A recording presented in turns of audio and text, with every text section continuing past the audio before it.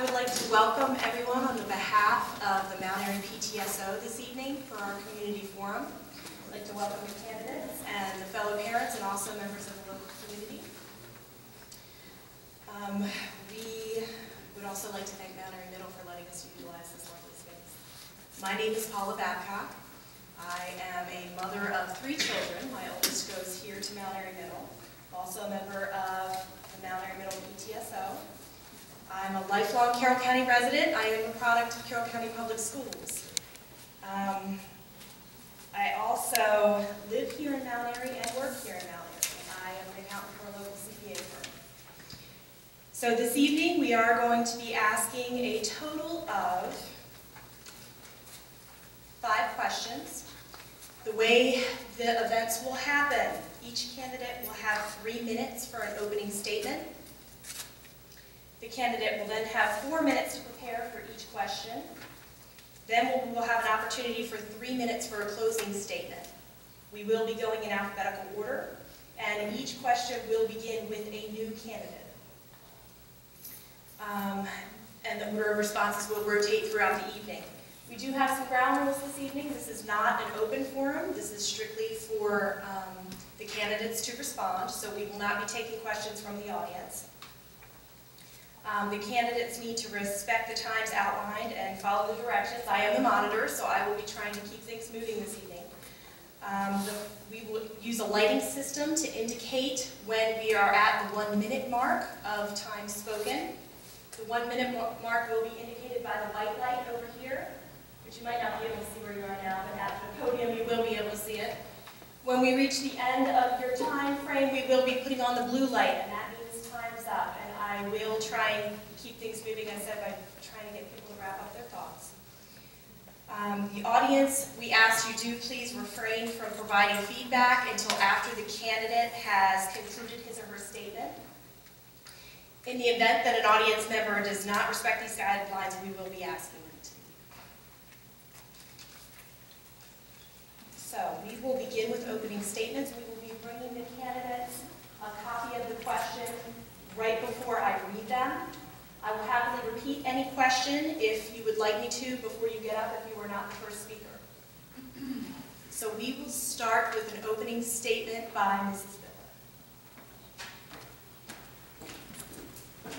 Good evening. Is the time start now? White light, blue light. My name is Barbara Biller. Glad to be here this evening, and a great turnout in the audience. So I'm glad to see that everyone's excited to learn a little bit more about the candidates. My name is Barbara Biller. I'm the Republican candidate for Carroll County Commissioner, District 4. And I'm going to tell you a little bit about myself, and then in my closing statements I'm going to tell you a little bit about my platform, so you get to know me a little bit better. I left corporate America in 2001 after a 23-year career with Westinghouse Northrop Grumman, on my own terms, not on theirs, fortunately. Gleaning the best from a world-class operation, and it truly was. I finished my education there, I took advantage of their tuition reimbursement program, and I loved working there. Some of the smartest people in the world work there. My homegrown company, Intelitech, had expanded significantly, and I kidded my husband it was time we could both put our eggs all in that basket. Through focused effort, my company has not only survived the toughest economic times in recent history, but has grown by focusing on our customers. And during the last 8 years, I've had to make some very difficult decisions on the size of the company, what we would pursue, the budget we would have. We were not one of the bailout companies. We were too small to fail. We could fail, but we did not. We grew, and we grew through business acumen, making the right decisions, being good stewards of funds, and working.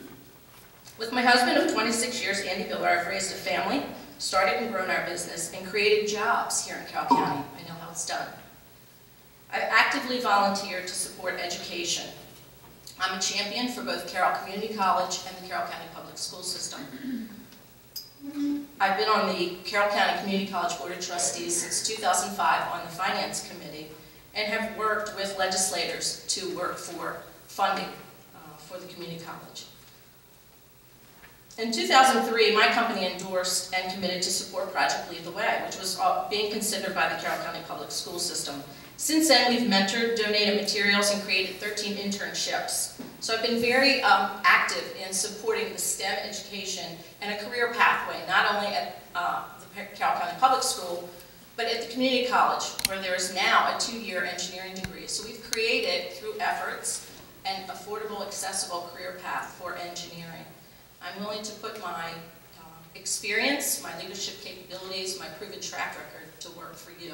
We are in a situation with our public school system. I don't like where we are. I believe some of it's been manufactured, but there are ways to get out.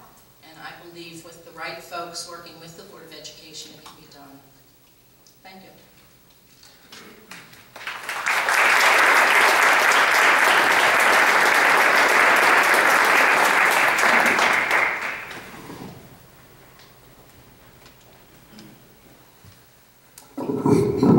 I guess I should hold this thing. I'm fighting off a sore throat, ladies and gentlemen, so excuse me if my voice breaks. Good evening. Nice to see all these faces of our Mount Airy neighbors here. One day at a zoo, an infant wandered too close to a lion's cage, and the lion reached his paw out and grabbed the infant, dragged him into the cage. A nearby man heard the screaming, ran to the cage, punched the lion in the snout, and rescued the infant.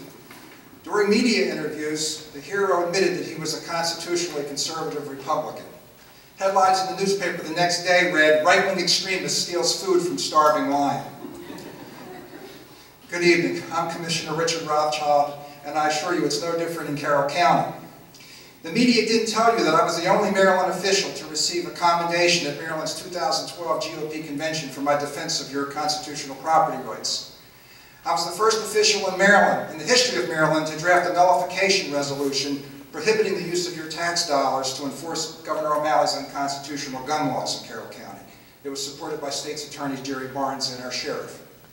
My signature is on the founding documents of the World Coalition of Counties that is defending your freedoms in Annapolis and protecting farmers from crushing regulations. I was the first Maryland official to bring a new legal strategy to the rural counties that for the first time enables us to fight off mandates, expensive mandates, that are impinging on our ability to fund necessary services such as public works and education. As a leader in pursuit of fiscal responsibility, I led efforts to reduce our bonded debt by 7%. That means less in interest payments, more for operating budgets. Carroll County is millions of dollars wealthier because I blocked Commissioner Howard's attempts to write a $3 million check to get us out of the incinerator. I demanded high-level negotiations and got us out of the contract for only $1 million, saving the county a net of $2 million. As the keynote speaker at the Montgomery County GOP Convention and the Institute on the Constitution, I'm helping officials across America better understand their role in office. The prestigious Blue Ridge Forum recently said, quote, "But Maryland has at least one great strength. The state has substantial policy creativity to build on, fathered largely by Carroll County Commissioner Richard Rothschild," unquote. Let's talk about education briefly. I was the first Maryland official to call Common Core what it is, a de facto federalization of our schools and a loss of parental control. Now my detractors are unhappy because I'm exposing some of the misleading information transmitted to parents. They say we've slashed $24 million in spending in the budget during the past 6 years. The facts are our funding has increased $22 million. And now I see that we've also got teachers that have received, I'm glad they've received these, but substantial salary and bonus increases as much as 15% over the past year. Don't take my word for these things. The former controller of the Carroll County school system, James Reeder, said this. He said, quote, "Commissioners that suggested reductions in infrastructure are the only ones showing responsible judgment," unquote. Finally, we can't keep Carroll strong by introducing structural imbalances into a budget and plugging holes with one-time cash. You don't become strong by fanning the flames of spending when there's simply no more money to go around. How do you make a county strong? You operate government within its means. You pay down as much debt as possible, and most importantly, you tell the truth to our citizens and use fact-based decision-making to solve the problems that are real. I'm Commissioner Richard Rothschild. I believe the solution is less government. I kept all of my promises from the last election and would appreciate your vote on June 24th. You can visit me at richardrothschild.org. Thank you very much.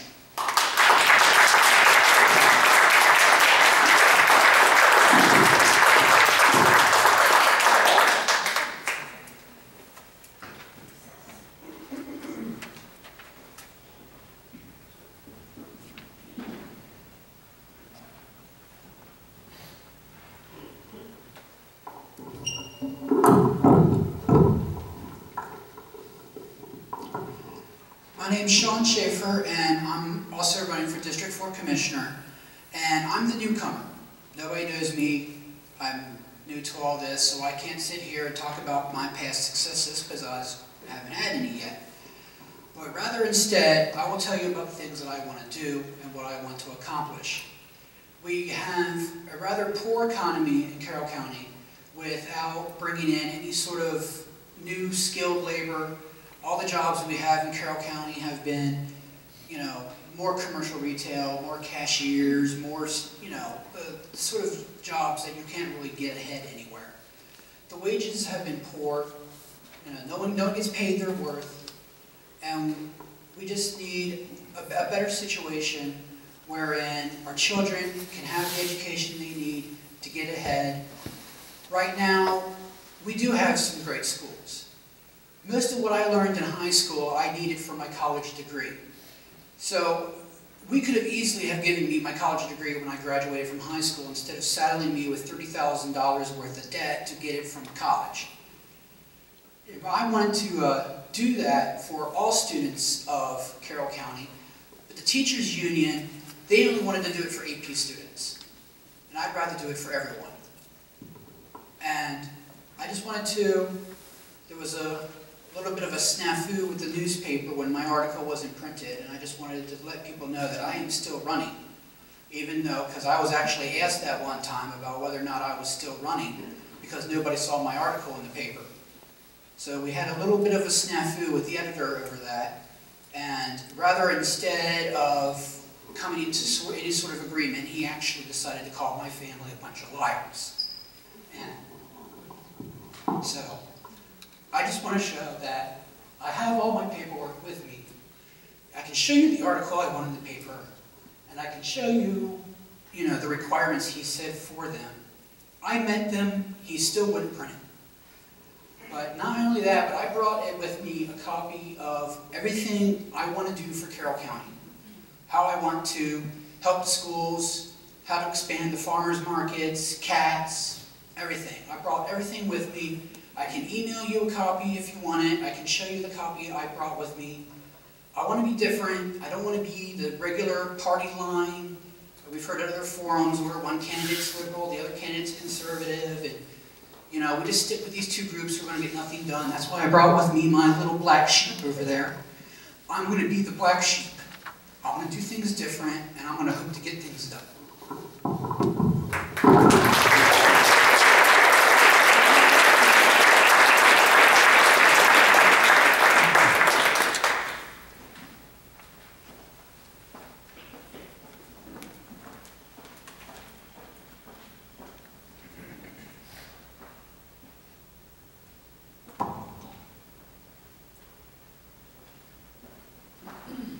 I'm going to give the candidates a second to read over the question, and then I'll read it to the audience.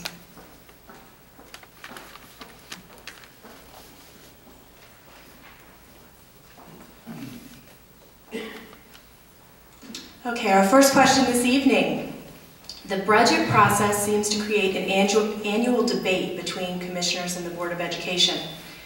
What steps will you take as a commissioner to provide a multiple-year plan which supports the school system at a rate that provides students access to up-to-date resources, competitive wages for staff, and proper maintenance of school facilities? Commissioner Rothschild, you are up first.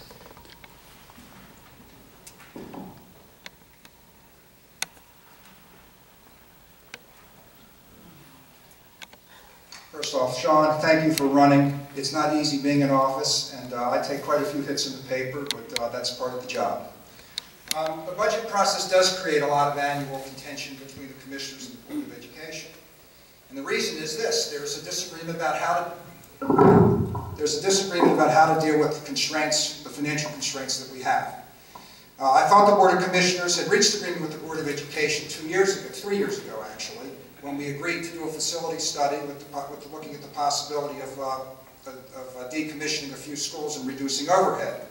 The question of having enough resources for our students and having money for our teachers is simply another way of saying, how do you allocate limited amounts of money? And right now, we have more infrastructure than we need. This school system was originally sized for 31,000 students. By 2021, we'll be down to probably around 24,900 students. And our population is not growing. Our unemployment rate right now is double what it was 10 years ago. Our population at the county level is actually going down. We've gone from 173,000 down to about 168,000 people. So we have limited resources. We have fewer taxpayers paying taxes. And what do? That's what management is about. It's making decisions with limited resources. Now the goal was this. If you have a family income of $3,000 a month and you spend $2,000 carrying the cost of a house, you only have $1,000 a month to live on, one of the options you have is to perhaps live in a slightly smaller house and free up operating capital for things such as food and transportation, medical, and health care. And that was where I thought we were going. That process was derailed by Commissioner Howard. It never happened. And I want to point out, the definition of insanity is doing the same thing year in and year out, expecting different changes. I want to remind you that when we took office in 2011, our educators had not received raises for over 3 years prior to that. And one of the reasons for that was the debacle up at Manchester Valley that chewed $10 million a year out of the education operating budget. And even to this day, other than a couple of minor changes the superintendent's made, we had Manchester sitting there 45% empty. 6 minutes away by car, we had North Carroll sitting there 45% empty. That costs money. Huge buildings that are 50,000, 80,000 square feet cost lots of money to heat and cool and run and maintain and operate. And clearly, one of the options was to reduce the amount of money we spend on housing and divert more money into our teachers' salaries and more money into our classrooms. That never happened. So it should be no surprise that 3 years later we're still in the same debacle we were in when we took office. Too much overhead, not enough operating revenues. Now with respect to competitive wages for staff, I do want to make sure that I clear up some of the misinformation that's out there. I heard people in the media saying our teachers are paid tens of thousands of dollars lower than surrounding counties. Our teachers are paid $10,000 lower than Howard County. That is a fact. When we look at our other rural counties, such as Cecil County, Hartford County, Frederick County, Allegheny County, Washington, and you look at the median salary for teachers statewide, you'll find that our median salary of $58,141 puts us within 3% of the median salary statewide. And furthermore, I hear a lot of people saying our teachers are not getting increases. And I learned recently that the question of what is an increase is a function of what does the word is mean. I talked to a teacher the other day, and I pointed out some specific examples of teachers that were making $7,000 or $8,000 or $9,000 more in 2013 than they were in 2012. And the answer I got was, well, Commissioner, I've got the data. The data, I see Shed shaking, we can prove all that. We've got the salary data. And the answer I got was, well, Commissioner, that's not an increase. I said, what do you mean it's not an increase? Well, those were promotions. Those were monies for getting advanced education, but we don't consider that an increase. Well, I believe that might be the way government may look at it, but in the private sector, if you're making more this year than last year, then you got an increase. And look at the salary data from several of our schools shows that I'm happy quite a few of our teachers are advancing in their careers. And that data is readily available online at the Carroll County Times, and you can see that. Going back to the issue of maintenance of school facilities, I proposed several... Excuse me, I'm sorry to interrupt you. Your time's up. Thank you very much. Thank you. It's the blue light. Okay, I'll be careful this time. Okay, sorry.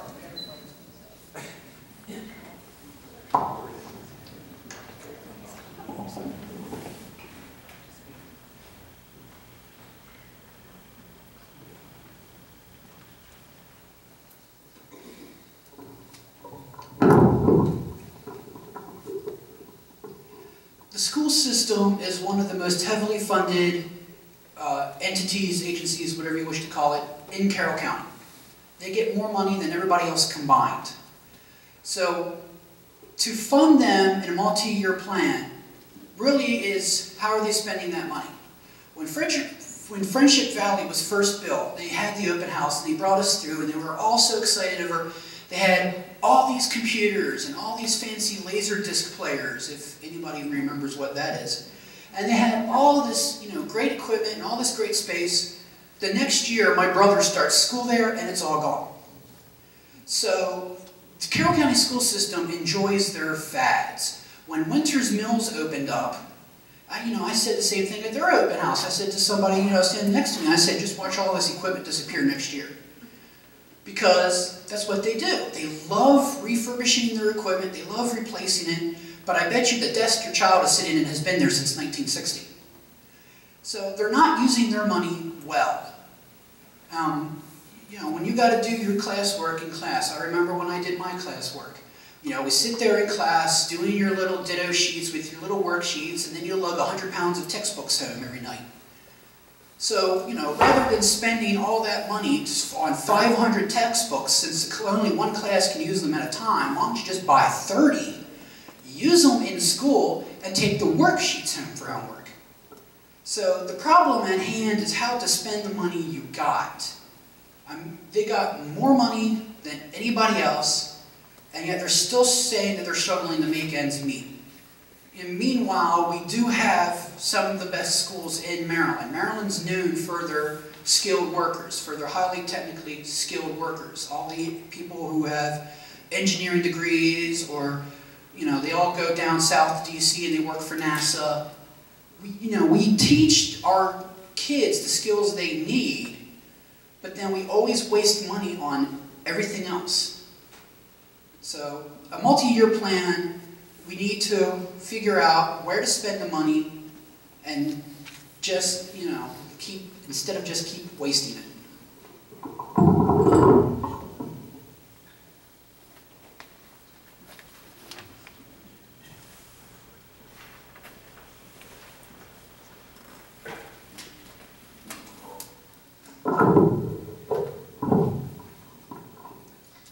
So the question is, the budget process seems to create an annual debate between the commissioners and the Board of Ed. Since when? Since 2010. Now, in 2010, in all fairness, the budget got tight, and the revenues got tight, and we know what happened to property values. So it was difficult. So you needed different tools in your toolbox, because growth, during a growth time, it hides a lot of evils and a lot of ills, and you can spend money maybe unwisely. But when things get tough, you need skills and tools in your toolbox to be able to address that situation too. And what you see here tonight is a very different style. So you've got someone who gets up and is going to be in your face and beating you up with information. Now, what kind of a decision process are you going to get from that?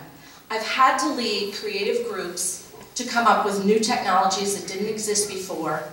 And in order to get people thinking about ideas and solving problems that we have not had to solve before, you don't put them back on their heels. You share information. You entrust them with information. You give them the same information that you have, so everyone's thinking, and I'm not beating you up with it, and I'm not accusing you of anything. I have never seen a group get anything accomplished when people are feeling threatened with information and they feel like, well, is that the right information? Well, you know, he seems pretty sure about it, so it must be the right information. Well, that's not an approach. An approach is, let's look at the valid information that we need to look at. And if I hear one more time we have too many facilities, we know that. A bad decision was made. But you can't keep looking backwards. I've had plenty of bad decisions made at the business level. Are they going to take you down, or are they going to build you up? Do you say, you know what, yeah, we got too many resources, we got too many facilities, maybe we can't afford them? Well, my side of the equation is, what are we doing to keep encouraging people that Carroll County is a good place to live? Let's fill those seats up. If you keep saying those seats are going to be empty, they are going to be empty. And the wealthy people, like the wealthy people that live in this community, you can all vote with your feet. And you'll say, if I'm not seeing support to my school system, I'm moving closer to my job. Because there's no sense for me to stay here. And when the first person does it, and the next 5 people do it, guess what? The 10th through the 15th people, you're not going to be able to sell your house quite as easy. That is not what I want to see happen. What's wrong with our school budget? Well, right now we have an issue where we have the wrong mix of teacher ages. It's as simple as that. We've got a lot of teachers that are looking to retire, but maybe they can't. And I'm sorry, I get very nervous, so my mouth gets so dry. But we have a lot of teachers that would probably like to retire. And with a decent incentive, they'd say, you know what, you give me $6,000, I'm going. And then we've got money to give to young teachers, because I will tell you right now, if we don't do something with teacher pay, good teachers are leaving. They are leaving if they haven't already gone. And then where are we going to be? People move here for our schools, but it's not going to last. And it's not going to keep going unless we can do something about it. And we hope it's not too little too late. So we've got some great teachers. We need young people in the classroom, men and women, because I have a son who went through the school system, and while he loved his women teachers, his male teachers put him to the task. And they made him learn, and he did well with them.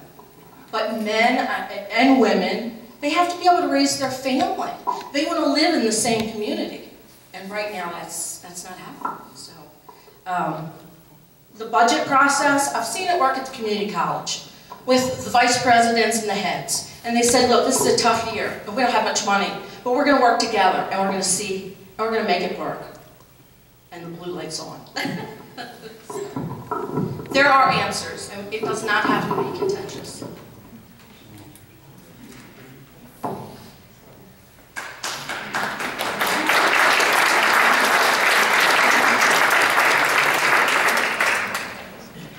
For question 2, we will be starting with Mr. Schaefer.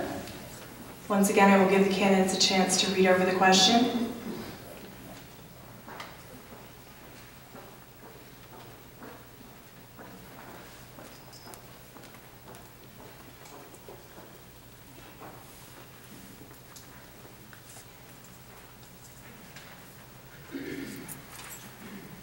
Question 2 is, as a PTSO, we value our public schools and raise funds to enhance the opportunities for our children.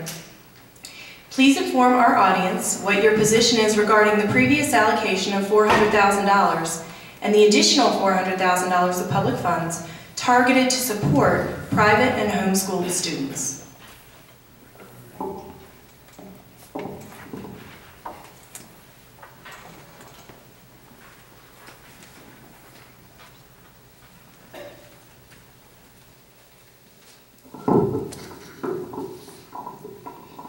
This is actually a pretty easy question for me to answer, which is why I pretty much came right up here. I never supported the idea behind this fund. The whole idea behind the fund was to cover the costs that homeschooled and private schooled students would incur. Now, at first you would think that might be something along the lines of tuition, but then they also included other things like your lab fees, field trips, uniforms, sports uniforms and band uniforms and art programs and whatnot. But those are the same things that we don't fund in public schools. How many times do you get a permission slip asking for money for your public school student to go attend, out to the Naval Academy in Annapolis or something? Or how many times have you had to pay for, your musical instruments or some of your sports programs? We don't fund these things in public school, but we're going to give money to the private schools. It doesn't make any particular sense. So I could support this idea if we'd also allowed public school parents to also apply for reimbursement, since you have the same costs. But, it just doesn't, the equal, I don't even remember what it's even named anymore. I think they've changed it once or twice. But the Equal Education Opportunity Fund, or whatever it's called, has not been really all that equal. So I would either, it has to go one way or the other. If you make the choice to take your children out of public schools, you're taking on the responsibility of that cost. I also went to private school up until about middle school, and so did my sisters and my brother. Our parents paid for that. They didn't get no money from nobody. They covered that cost themselves. They made that choice to do that. So if you're going to do that, you're going to have that responsibility. And if you want reimbursement for those costs, and those are the same costs that the public school parents suffer under, then we're going to have to apply and let them have that money too. So it's one way or the other. We either do it for everybody or we do it for no one.